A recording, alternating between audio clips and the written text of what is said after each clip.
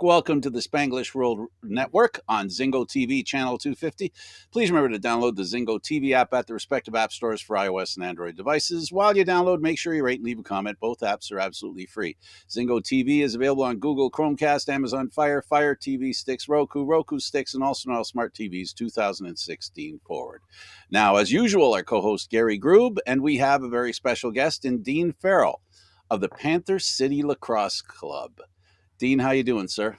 I'm doing good. Thanks for having me on the show, guys. It's totally our pleasure, and it smells like a locker room in here. I've been shoveling snow all morning, taking a break between shows.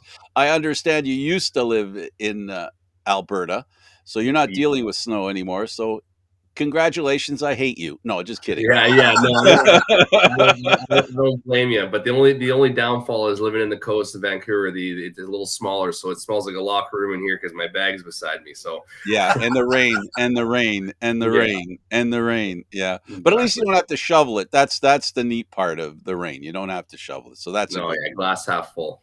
Well, we always, Dean, we always like to get into why and how our guests got into lacrosse, why they picked up a lacrosse stick. Why did you?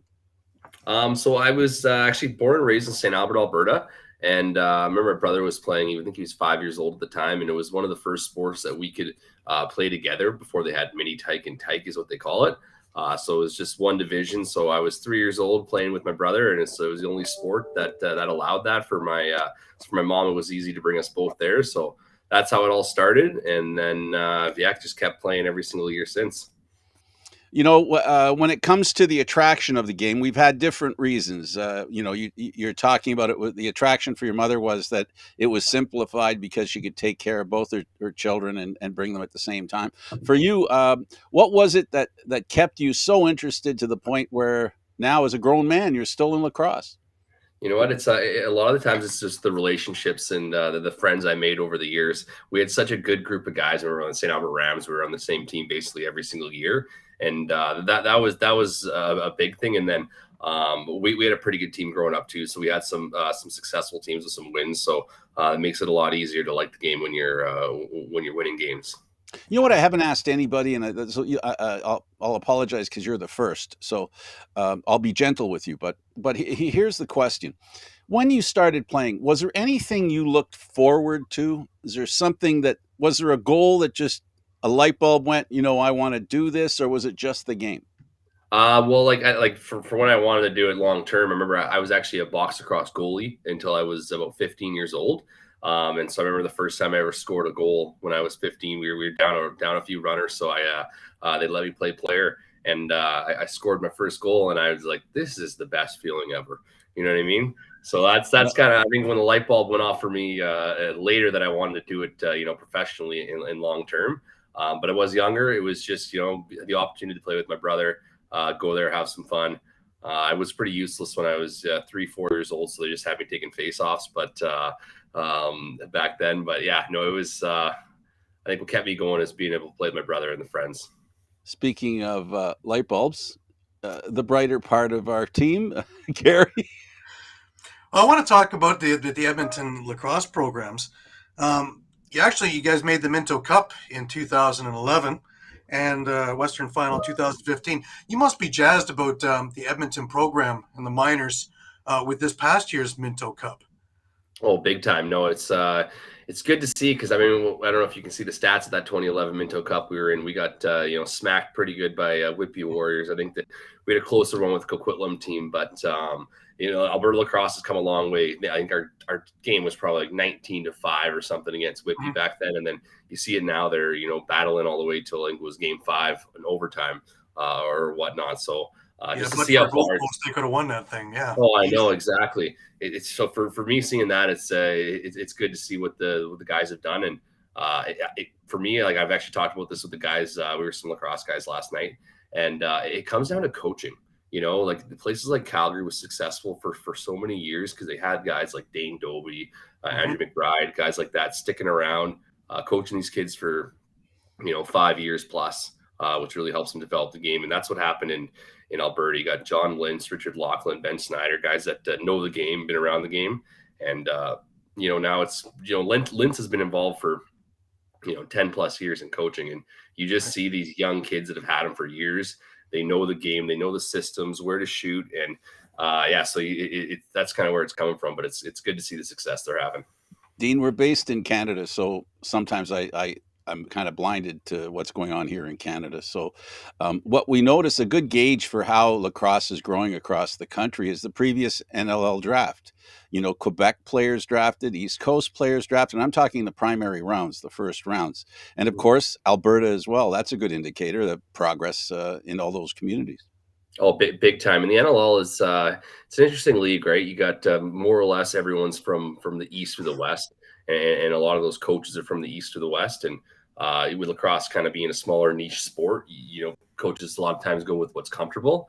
And so having that dominant presence of eastern and western guys, a lot of times the Alberta, Quebec players like that kind of go unnoticed. So that's what's good to see. I know we have an Alberta presence with Jordan Cornfield involved, and then Colorado Mammoth, they have an Alberta presence as well with Andrew McBride. So it's definitely opened the doors, and just getting a few guys in that have success. Other teams are saying, well, we give more guys an opportunity. Connect the dots. Yeah, exactly.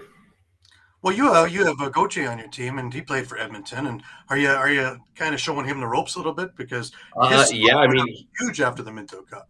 Yeah, he's really, really good. He impressed me a lot. I don't know about showing the ropes. He's coming, and he's dominating lately. But it's pretty cool actually talking to Goche, because I think it was me and Eric Turner were the only two St. Albert guys in the NLL for a long time. And then you got Gauthier, and I'm talking to him, and we went to the same junior high, went to the same high school, won the same, Athlete of the Year awards growing up. And it's, we're 7 years different. So it's pretty cool seeing that, and the success he's had, and he just grew up, like a couple blocks away from me, which is pretty sweet. So you guys also won the Senior B President's Cup with the Miners too in 2016. So you had that taste, right? You're able to lift that cup. Oh yeah. Yeah, that was a great opportunity. It was my first year senior as well. I was debating if I was going to go play out west or not. So I ended up playing there. Jordan Cornfield put together a pretty stacked team. If you look at that defense, all the NLL superstars like Ryan Dilk, Sullivan, Lindsay on that team. So that was kind of the first taste. And so I always told myself, I was like, after that, I was like, I got to go play out west in the WLA Senior A Lacrosse until I get a good opportunity or play in the NLL. And so that's kind of why I moved out west. And then this past year, I actually went back and played for the Miners in the summer because we were hosting the President's Cup, and didn't go quite as planned. But they got a great program over there. Right. Now, you've talked about Jordan Cornfield a couple of times.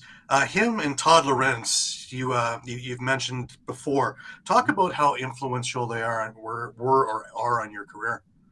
Big time. I think the big thing was seeing guys in the community that have done it. You know what I mean? There was Jimmy Quillen as well. I didn't really have a lot of people around me that have played Senior A Lacrosse or the NLL and were involved in that. So I think that was the big reason those guys were so influential. Is I saw Jordan Cornfield. He's playing for Colorado and playing for Edmonton, and then him with the Senior B team. He kind of took me under his wing with the Miners and helped me believe that I could get there, helped me, get to the combine and a few other things. Like he would introduce me to GMs and stuff. So he's kind of a guy that was always in my corner.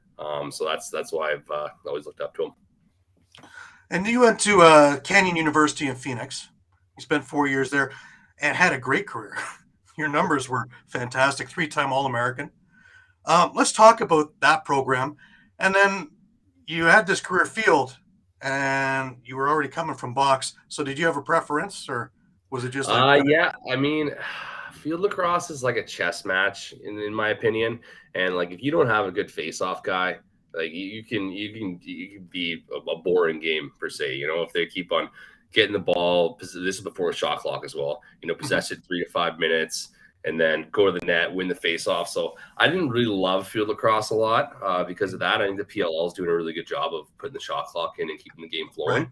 Right. But yeah, Grand Canyon, it was I had a great experience there. We had a good Canadian pipeline, and a real guy, Carson Barton, I played junior with. He was down there, so that's kind of why I wanted to go.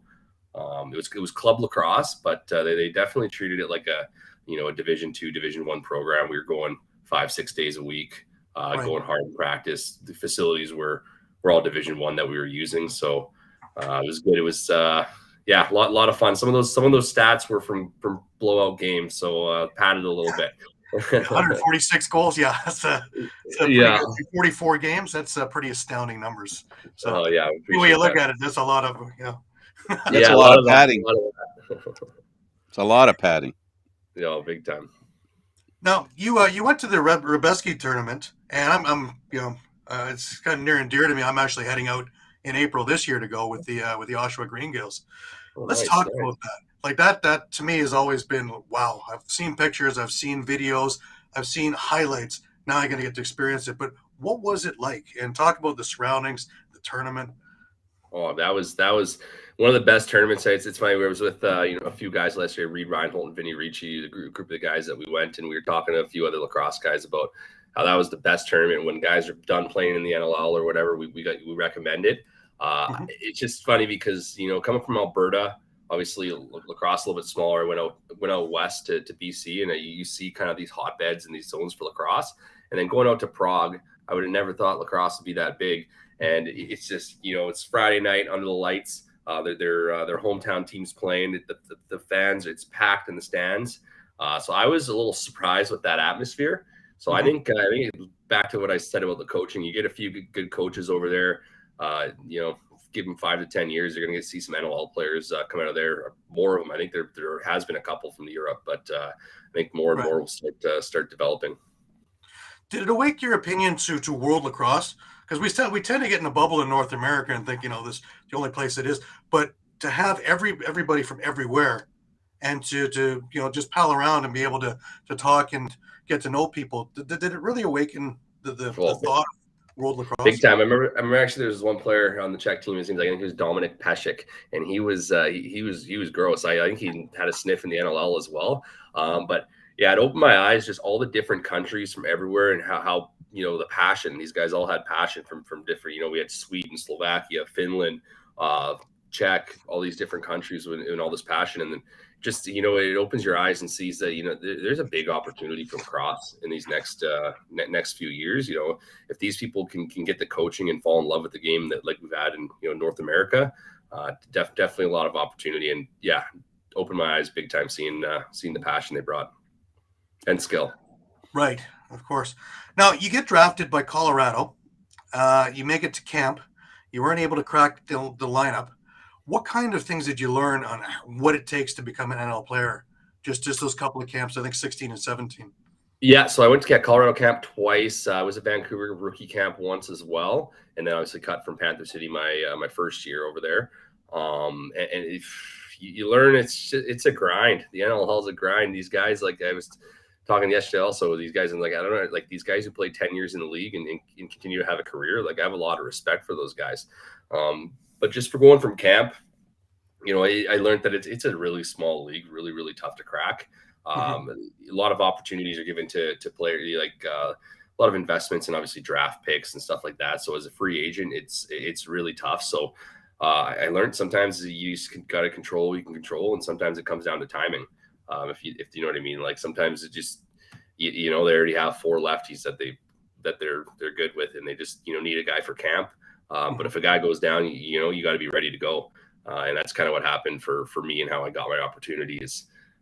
Panther City was they needed a lefty, and I was the next guy up. And then I started playing well, and I've stuck around for a little bit. But yeah, I think that's what I learned the most is sometimes you can do all the right things, and if the timing's not there, it's just, like unless you got more guys in your corner.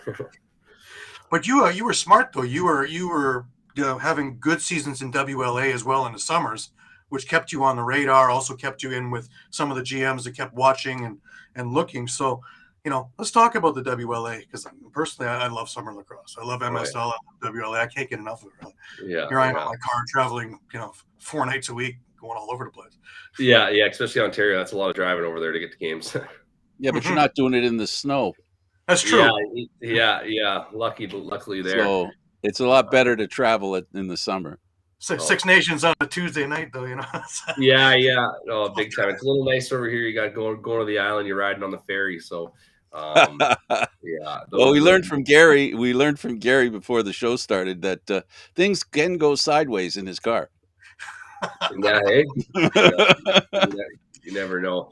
But it's funny, you get these. I'm gonna get swivel seats put in so I can, as we go sideways. You get hit some ice today or what?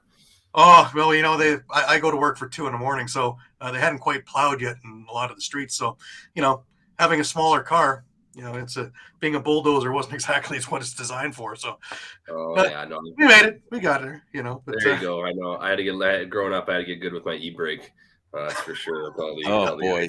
Luckily, we don't have big hills, so it's nice and straight. So, well, we also you're okay. We also, Gary, don't have electrical plugs at every light standard at a mall. Very true. Yeah. Yeah. So it's not that bad here for us. The times that you've played and the players that you've met, how do you feel about we hear things like learning curves. Define for us, from the time you were a junior to the NLL, define for us what a learning curve is becoming a professional. Yeah, no, I think it's like back to my comment about coaching. A lot of that, I've had a lot of aha moments in the last few years with different coaches that I've had with, Kolaski, and then obviously Todd Lorenzo's great, Jimmy Quinlan, but a lot of aha moments and just seeing the game a different way and simplifying it. A lot of times I would go out there in junior and run around and waste a lot of energy, and a lot of the movement, like probably 70% of the movement I was doing was useless, right? And then you watch these players like Mark Matthews and stuff like that, and Dane Doby, and they're playing a lot more efficient per se, And so I think that's the learning curve I had, is just seeing the game and the systems a little bit differently, and understanding the timing of the pick and the flowing with the right and the left side. Because growing up in Alberta, a lot of times, like, you had parent coaches and it was the athlete, right? So you learn how to be an athlete and get to the net, and not quite the good team ball that's going to win championships. So that's where I think in the WLA I learned a lot. I've had some good coaches, and then obviously in the NLL last couple of years having Kolaski, you learn a lot of different ways to see the game and play more efficiently. So that's been the learning curve there. Yeah, coaching and experience tends to slow the game down. Yeah, and good though. Yeah, no, and by that I mean you understand the game at a quicker pace here, so you don't have to use the 2 feet moving like duck underwater. Oh, exactly. Like a lot of times it's been cool seeing some of the stuff we draw up on a bench. We'll be running, the same play, 3-4 times in a row, and then the defense is expecting it, and we throw a little bit of a different hitch in it, and all of a sudden you're naked in the middle, right? And it's just it's stuff like that where coaches do have a lot to do with it, right? Absolutely.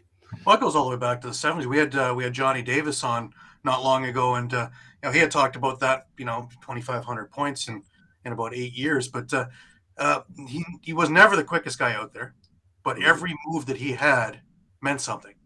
Yeah. Every step that he took was for a reason. So, yeah, that makes a lot of sense. I want to talk about the Arena Lacrosse League, because I know you spent a bit of time there from its inaugural season, and we've had Paul St. John on a bunch of times. I've worked for him doing media in the East here. Let's talk about the program itself, finally in the West, so guys don't have to hang up their sticks if they don't make it wherever they're going. And again, the caliber of coaching and the caliber of play.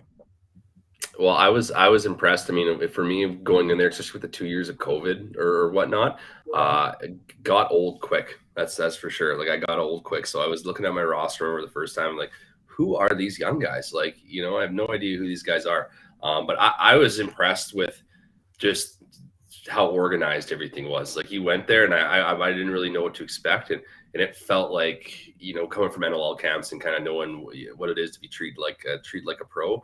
You go to that ALL and you're treated like a pro. You have laundry's being done, the uniforms look crisp, coaches are there, warm up, music, announcers, stream. So I was really, really impressed with the quality and the opportunity to play the game the way the NLL is played, because summer ball, like, as you got smaller nets, wooden sticks, and sometimes it feels like the surface isn't even as big, right? So this game, you see these people, really some guys that you won't see in summer ball do that well, all of a sudden are awesome awesome NLL, ALL players because they're, a little bit faster. They get to the net. They understand how to, expose the 5-hole with the smaller spoons. So I think it's great. I hope one day the WLA moves kind of towards more aligned with the NLL rules because of that. But that's I really love the ALL, and I think that more guys are going to get an opportunity because of it. As well as it runs concurrent with the NLL season, so if somebody goes down, you have somebody on a roster who's still in shape who can jump in. A number of guys have come from the East. I know Mike Burke and a few of the other guys have made transition. 1 week ALL, next week they're playing for Rochester. So it really does and over here in Vancouver, I'm pretty sure that they still do. They have a lot of the practice roster players that are signed up in the ALL through, Vancouver will pay for them or whatnot. And, that's great. You got these guys that need to get reps because being a practice roster player on a fly-in team, you could go 12 weeks without any actual game touches, right? And that's like, that's not good for anybody, right? You got to get your touches, especially as a young guy. Definitely. One of the things that stood out for me with ALL was just the caliber of coaching, though, because you had NLL coaches or NLL caliber coaches. Mostly was former NLL coaches in there. Mm-hmm. Yeah, no, it was good, and a lot of times, like I could talk about it with the connections. A lot of these guys had legit connections with the league, and can get in these guys' ears and give their guys a good a recommendation. Because a lot of times, if you're in a WLA team that might not be that good, and you don't really have coaches that have connections with the NLL, sometimes it's like that's what you need. Sometimes is someone in your corner and giving you a good recommendation. So. Having the great coaches to obviously get better and learn from, but also being able to recommend you to NLL teams is great for the ALL. For sure. Now, expansion hits in Panther City. You go to their camp. You didn't make it, but later that season you do. We had Bob Hartley on the show, and it was more or less just after you and Milligan were put on the team, and the turn went upward. He had mentioned about you had a good camp. And just they didn't have the place to put you. And luckily you were available when they needed you. And off you came, and you've taken that and run with it. So basically it's positive attitude and hard work pays off.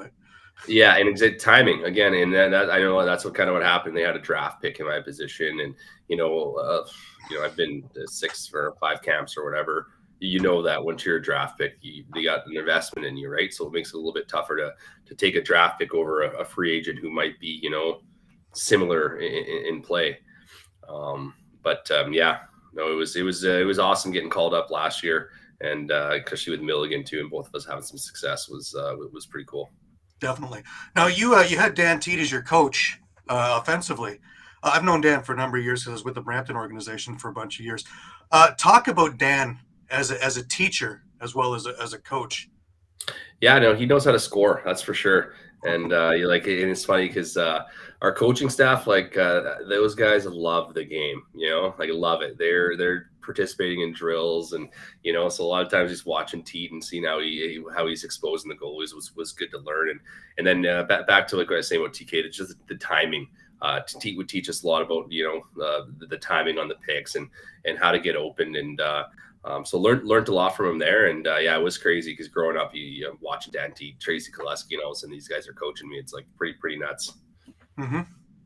Now, Dan, he had a great career also doing real estate, so he left the team, and Kyle Goudray took over. Is there a difference in the style of coaching, or did we kind of pick up where Dan had left off? Picked up where he left off. A little bit different style. But Goundry's been great. Actually, I get to travel with him. He's near Vancouver, so spend quite a bit of time with him. And he's been great. I know TK's involved with the offense as well. He helps with our systems and stuff. And then but Goundry's been a really nice compliment to the offense and keeping the guys staying positive and keeping the guys motivated. So it's good dynamic on the bench. Now, there's been a lot of movement over the last couple of weeks with New York, with you guys. The team that you have now is pretty severe, I would say.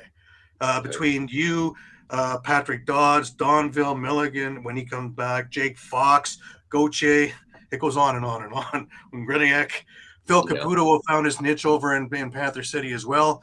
because, he didn't really click here in Toronto. He didn't really click over in Rochester, but he's certainly taken the bull by the horns out in Panther City.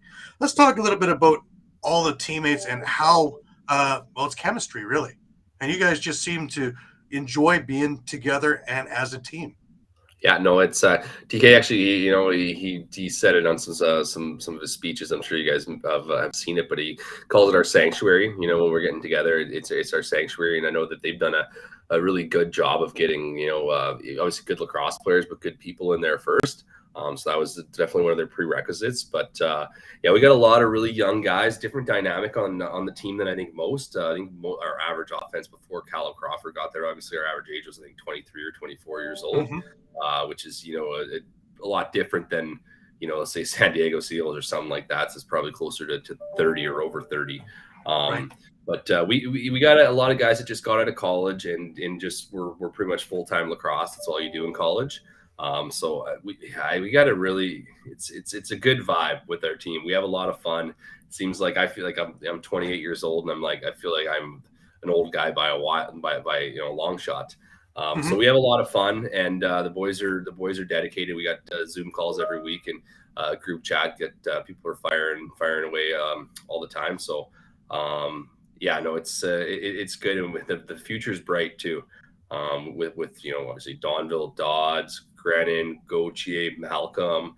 All those guys are under 23 years old. So I look at it a lot like how the Saskatchewan Rush built their team back in the day with all their draft picks. They had Church, Matthews, a few other guys there that were young, and they built the team like that. So I see the future's bright, and then bringing a guy like Callum Crawford in just helps these guys learn and get a little more confidence. So everything's looking good for us, that's for sure. Bob's doing a good job. Well, yeah, and then under Stevie Toll for defense as well.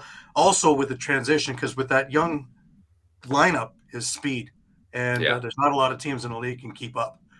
So, we got some guys that can put the ball in the net too. I'm always joking around with even guys like Pat Foley. He's an American guy. I'll see him sniping in warm-ups. I'm like, easy, bud. You're coming for my job, aren't you? But he's we got some guys that can put the ball in the net. So it's going to be exciting for years to come. It's always nice to have a combination of youth and experience because they do go hand in hand, don't they?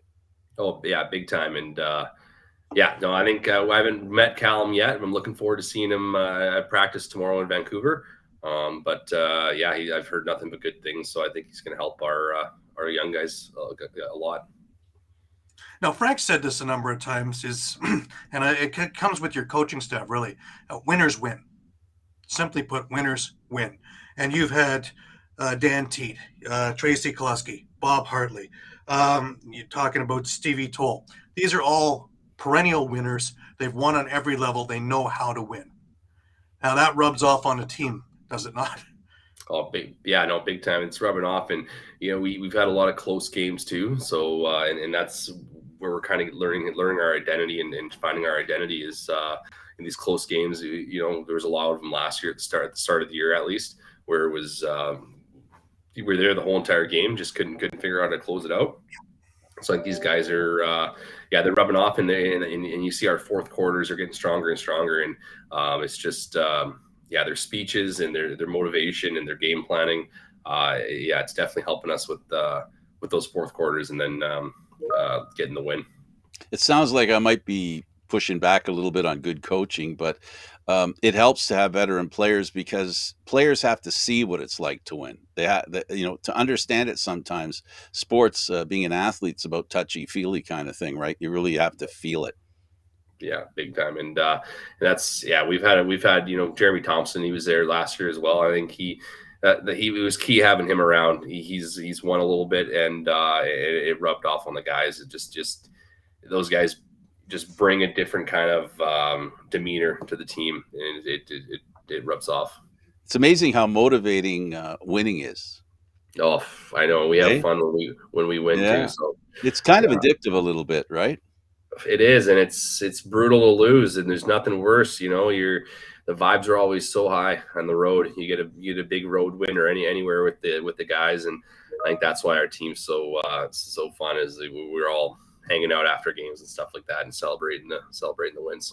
It also shows on the opponent's faces.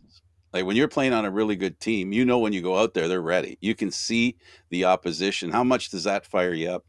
Oh yeah, big time. And then I mean, this weekend we're playing in Vancouver. I live in Vancouver, and I know they're coming off a tough loss against Vegas, so it's gonna be yeah, it's gonna be a good one. I know we've been getting our hate on all week, but it's yeah, it's motivating for sure seeing that, especially some of these guys you play summer ball against or with, even, and you really want those bragging rights, right? And they've had their own issues in there, so they're looking to right their ship also. So, Exactly. Should be a good one this week, that's for sure. I think Everyone's a good week. Yeah. Let's talk a little bit about Panther City in its own right. It's been in the league a few years. Teams like San Diego and Saskatchewan, when they came in, they hit the ground running by hitting the community and the kids, and having the players go out into community and trying to stir up interest. It worked really well in Saskatchewan. They've got all kinds of programs that they never ever had before that team got there.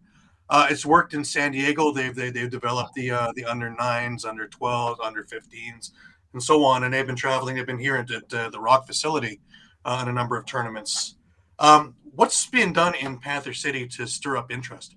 So actually, yeah, we got Nathan Grennan, Phil Caputo, Will Malcolm, John Donville, Cam McLeod. They're all living in market actually, and so I know Bob Hamley's got them really involved in coaching the community. And so they just started one of those teams, like the same with San Diego and Saskatchewan, one of those junior NLL teams.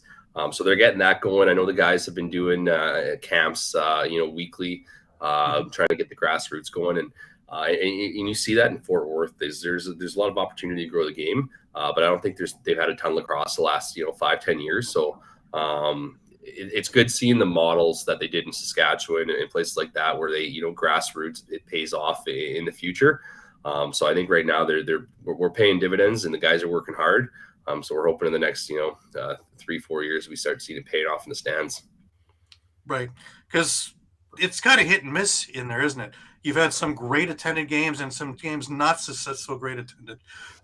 Is it to do with more marketing, or what do you see to No, start? the marketing team's doing really, really good job. They're working hard. There's actually a big team of them working on it. We have a beautiful rink too. A lot of times it's built for rodeos and stuff like that. So in the surrounding area is a lot of open space for people to park and bring their horses and stuff. So it's not quite a downtown arena. So I think sometimes it's tough in that sense. Like you see a place like Vancouver, they're able to control the prices of parking and the price of beer and stuff like that. So I know that it's pretty expensive night out to come to a game there. But our marketing team's doing good, and I think also just starts with the grassroots. So we're hitting that run, and so I think we're going to see it pay off the next few years. But yeah, it has been a little bit hit or miss in there, especially when you line it up with same night as a football game or college football game or something like that. It's in Texas, those things take precedent. Sure. Yeah, they're working hard, and it looks like it's going to pay off here in the next couple of years. You're actually doing two things at once there. You're building not only a fan base, you're building players there. You're introducing the game to the community, and they're pretty much, for every player, there's a couple of people that might want to buy tickets, that type of thing. And when you don't have that, it's a tough sell. I don't envy the position of your marketing department. Yeah, no, it's tough, and yeah, you look around the league, and I know Georgia was probably 5 years ago it didn't look too hot there, and now you look around in the stands and it's buzzing in that arena when they're winning. So the models that they're doing with the grassroots, it's shown to have success. It's just I know a lot of people are hoping that it happens overnight, which is a lot tougher to do. And you can't emphasize enough the location of the rink it contributes to the success. We saw Vancouver had problems for years, and then they decided to move, and they're having a better time of it. Oh, big in time. your hometown, right? Exactly. And I mean, it's downtown. Have you ever been downtown Vancouver? It's not cheap to go out, right? So, oh God, no.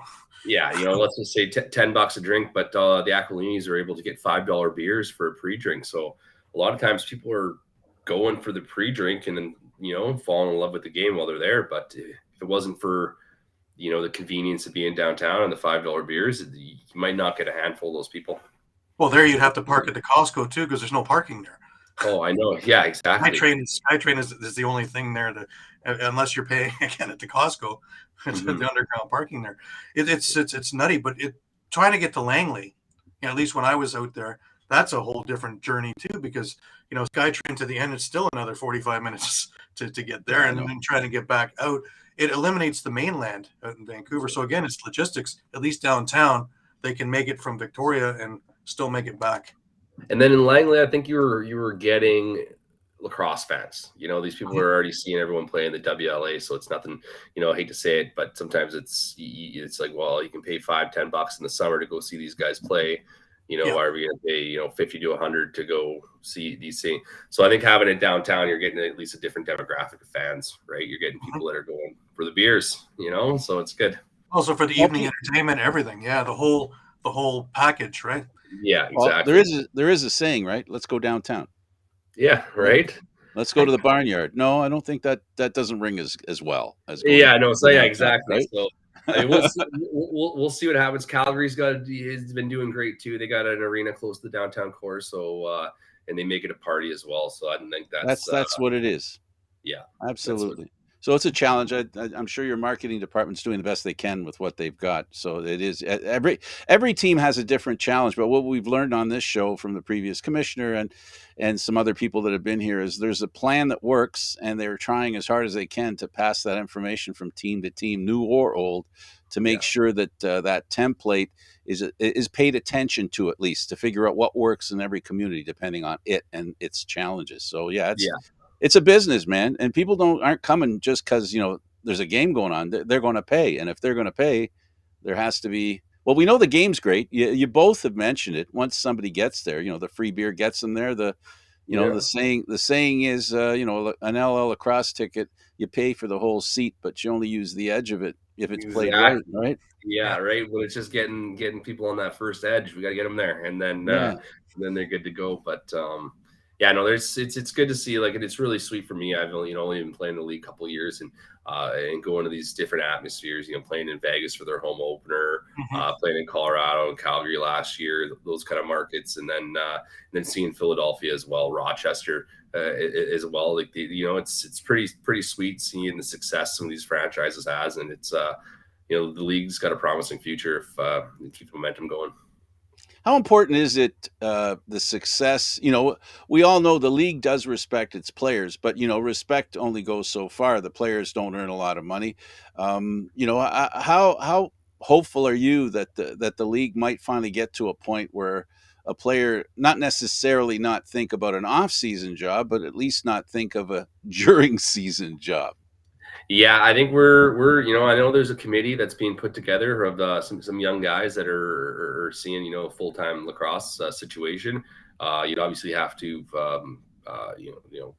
raise the amount of games we play and potentially play during the week and then move to market.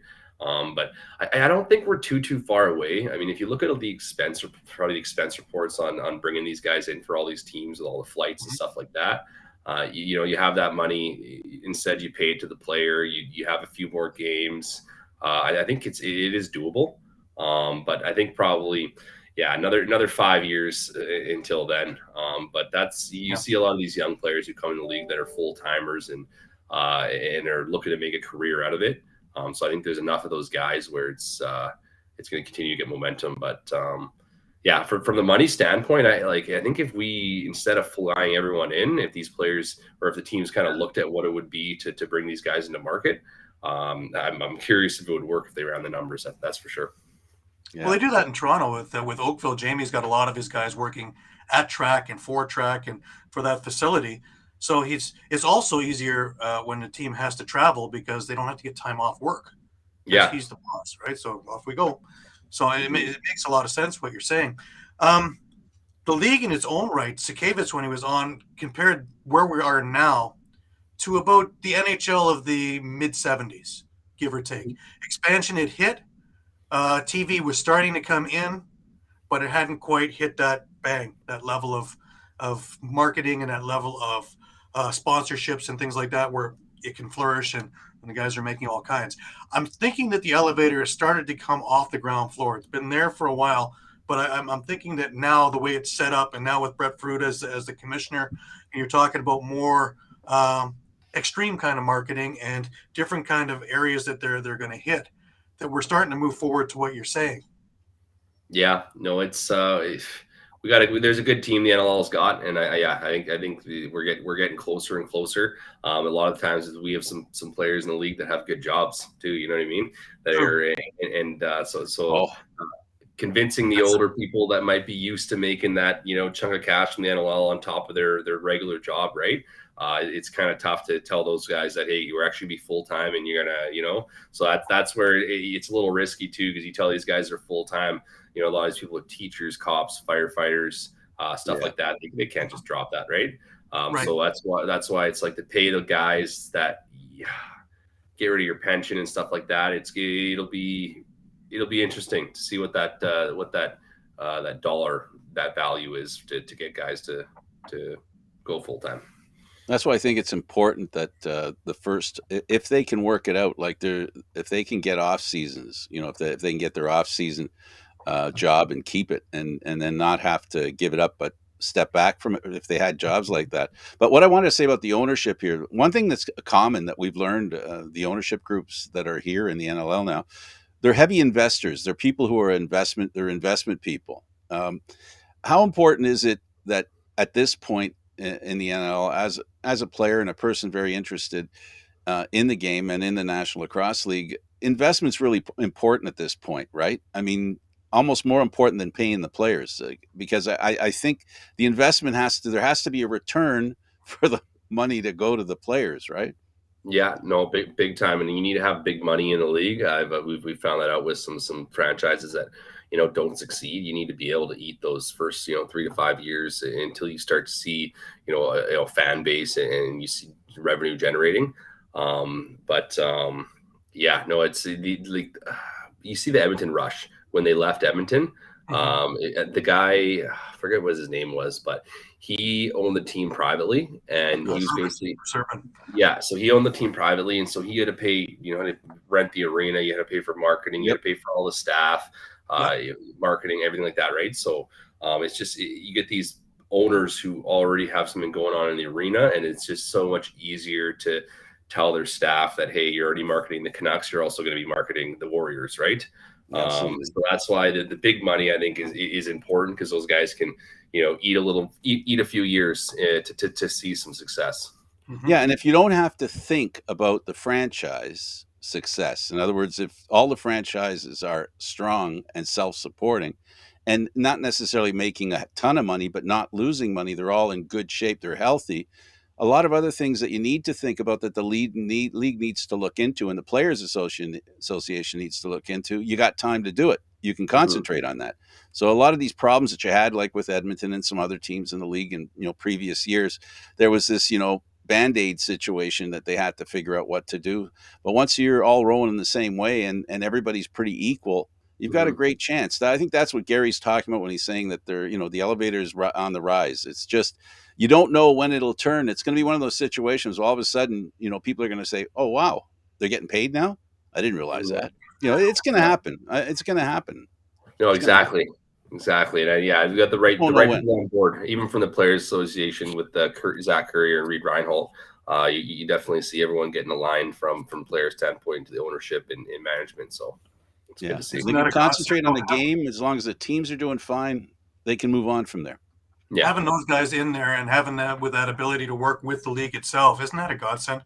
Because now, for the first time, I don't think it was a real big problem getting the collective bargaining agreement together, as opposed to years past where, oh my God, are they going to strike? Oh my God, they're just losing momentum, and that worry doesn't seem to be there now. Yeah, no, I think having players there who can per se dumb it down for all the guys on what's going on and the key issues and the key differences between what the league wants, what the players want. It's easier for us to be all on the same page, right? So that's what's been good. It's all about ticking. It's all about ticking boxes. I'm going to say something now. We'll need another hour to discuss it too. But the whole point is about promoting the game. The game's going to be at the Olympics. You have a TV contract. These are all boxes that are getting checked. That the dividends for what these investments bring will be down the road because people. It's there's this stuff going on that I think I agree with Gary. You guys are in a good place. To just there's got to be that lightning in the bottle you got to catch. That's all. But Yeah, you got the bottle and you got the lightning. You just got to get it caught in the bottle. I mean, it's going, and it's funny. After playing in Vegas, actually, I had a guy I haven't spoken to probably 6-7 years. I went to college with. Reached out. He said, "Oh, I was in Arizona. I was at a random bar, and I saw you score and saw you on TV. And it was just like." That's pretty cool, and that's the brand recognition the NLL needs is to be seen on these ESPN, TSN, and look like a professional sport and get that respect. Which I've been screaming about that for years. Frank is tired of hearing me talk about that. There you go. No, well, I'm not tired of hearing it. First of all, strong franchise. Then you have to have a way of promoting the game, and nothing promotes the game better than a network TV that's free that people can tune into a bar. There's no. Gary always lamented. He's telling you my stories. I'll tell you his too. He always used to lament the fact that why do you have to look on the internet? We got to make it easier to see the game. And like you said, you got a buddy that's watching it on TV and he tells you saw you. So those are the signs I'm talking about. Anyway, I won't beat a dead horse. I would have a phone in a bar and have the game on, and before I know it, I'd have people over my shoulder watching it, or I'd try and Chromecast it on the thing or whatever, just to try and get it out there. Anything I could do. Right, and Colorado does a great job. I'll just say they got that altitude TV, and we'll be sitting at Earl's, and all of a sudden it's on commercials, right? And I think that's really big too. You show a few highlights on the commercials. You got people asking questions and Googling at that point, right? And it's just being able to be seen, because social media is great, but if you're not interested in lacrosse and no one who you follow or is interested in lacrosse, there's a good chance you won't see any lacrosse on your timeline. So you need to have other opportunities to see the game. Yeah, I'll put it a different way. Teams that have not played well start to play well. You don't necessarily realize the team's starting to play well only when they win. You can see it just before they win, and I think that's where lacrosse is at right now, and the NLL is at. Now we only got a couple of minutes left. You have a bachelor's in business management. Is there any? We always talk to players about eventually coaching or coaching now. Is there looking at a front office thing to try and use that towards the game?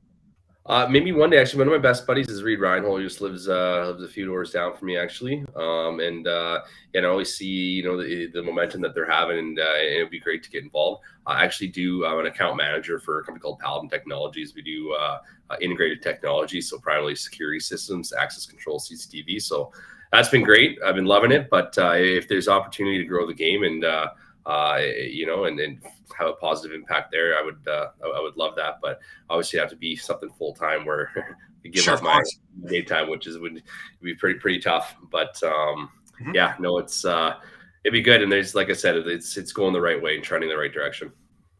And one last thing is advice for up and coming players. Keep at it. Like I said, with the way you get to the league, sometimes if you're not in these hotbed, you just need the opportunity. Right. And so put yourself in those positions. If you're a guy in Alberta, a guy in Quebec, a guy in Saskatchewan, and you think you're a good player, you might need to come out west or go out east for a summer, play junior A, senior A ball out there, and really see if you can participate there, because it's tough to say without putting yourself in the positions and playing with those players. Awesome. I just want to thank you so much for taking the time and spending the hour with us. It's been terrific. Hey, no worries. Thanks a lot for having me. It was great meeting you in Rochester a few weeks ago, and awesome. Looking forward to listening to the show here and staying in touch. Thanks. Well, thank you for doing this. Awesome. Okay. For Gary Groob and Dean Fairall, I'm Candid Frank Stanisci. Thank you for watching NLL Lacrosse Talk, seen live Thursdays at 4 p.m. Eastern Standard Time. This show can also be heard on the Spanglish World Radio Network. For Lacrosse Talk news, entertainment, and other sports programming we offer, please check out SpanglishWorld.ca. Spanglish World. Watch it, hear it, read it, download it, and live it. Thanks for watching, everybody. Pick up a stick and have some fun.